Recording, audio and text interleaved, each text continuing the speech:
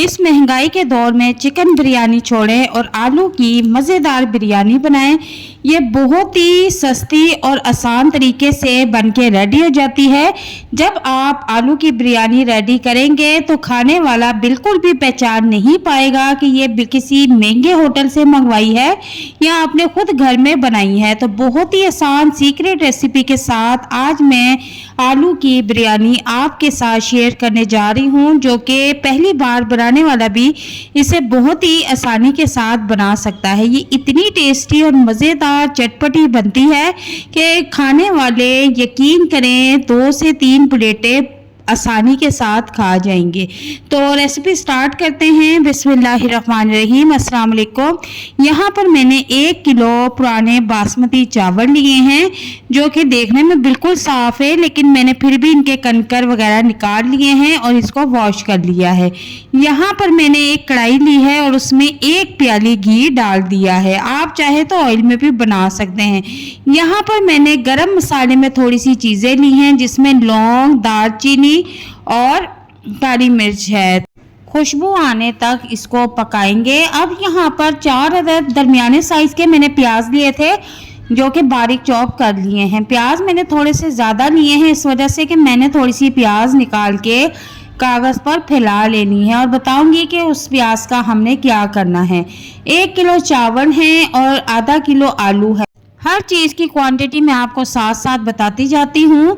तो प्याज हमने नॉर्मल फ्लेम पर ब्राउन कर लेने हैं। जब प्याज ब्राउन हो जाएंगे तो थोड़ी सी प्याज हम निकाल कर कागज़ पर फैला देंगे।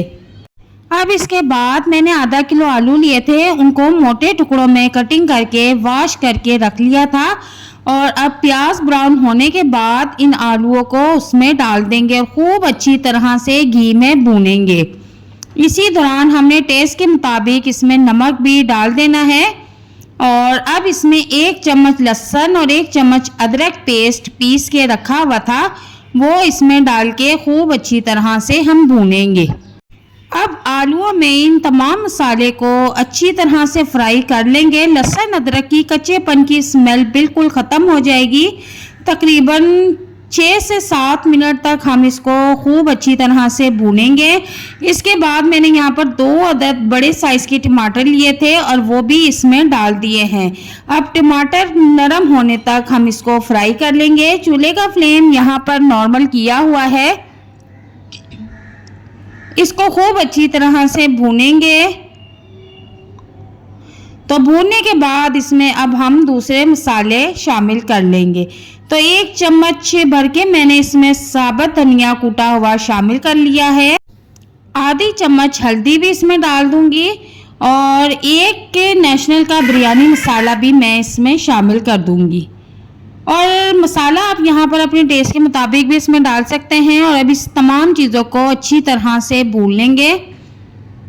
अच्छी तरह से हम फ्राई करेंगे, पानी का छींटा लगा के भूनेंगे ताकि हमारा जो मसाला है वो नीचे ना लग जाए। और चूल्हे का फ्लेम आप देख सकते हैं कि मैंने यहाँ पर नॉर्मल रखा हुआ है। खूब अच्छी तरह से भूनने के बाद अब मैं यहाँ पर 1 गिलास पानी शामिल कर दूंगी, ताकि हमारे जो आलू हैं वो अच्छी तरह से नरम हो जाएं, बिल्कुल गल जाएं। तो यहाँ पर मैंने 1 गिलास पानी डाल दिया है और इसको अब कवर कर देंगे। तकरीबन 5 से 7 मिनट तक इसको पकाएंगे ताकि जो हमारे आलू हैं वो अच्छी तरह से गल जाए। तो यहाँ पर मैंने चेक कर लिया है, आलू अच्छी तरह से गल चुके हैं। और अब इसको उतार कर एक साइड पे रख देंगे, बाद में देखेंगे इसका क्या करना है। यहाँ पर मैंने चावलों से 4 गुना ज़्यादा पानी ले लिया है और 2 चम्मच मैं इसमें नमक डाल दूंगी।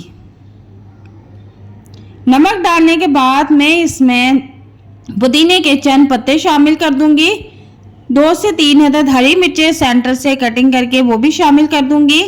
और बादियान के फूल 3 से 4 अदद और 4 से 5 अदद लौंगे शामिल कर दूंगी। लौंगे शामिल करने से आपके चावल कभी भी आपस में चिपकते नहीं हैं, बिल्कुल अलग-अलग और खिले खिले पकते हैं। अब मैं इसे कवर कर दूंगी। तो पानी को बॉईल आ चुका है, मैं इसमें चावल डाल दूंगी, जो कि हमारे 30 मिनट से भीगे हुए हैं।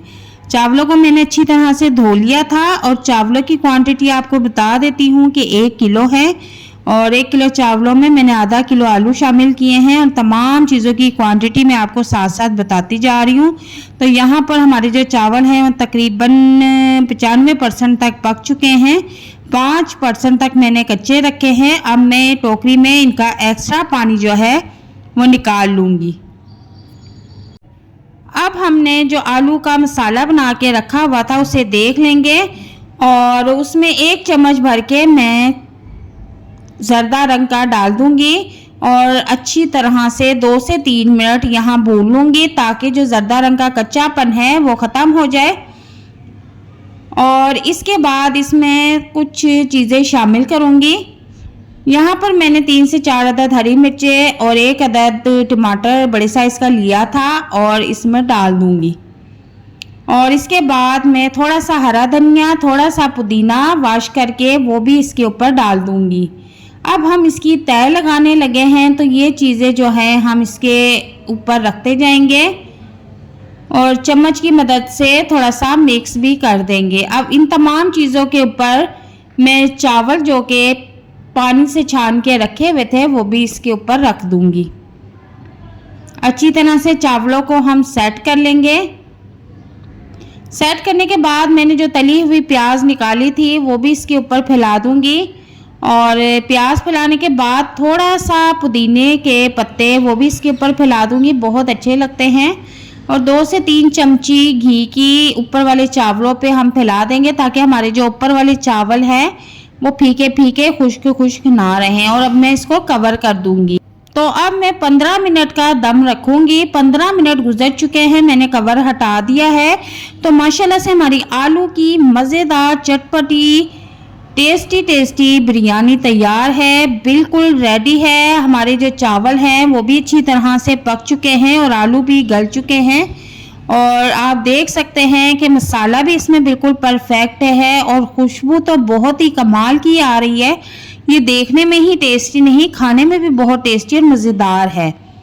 तो इनको अच्छी तरह से हम मिक्स कर लेंगे और अब मैं आपको किसी प्लेट में निकाल के दिखाती हूँ कि इसकी फर्स्ट लुक क्या है। बहुत ही टेस्टी और मज़ेदार आलू की बिरयानी बनके रेडी हुई है।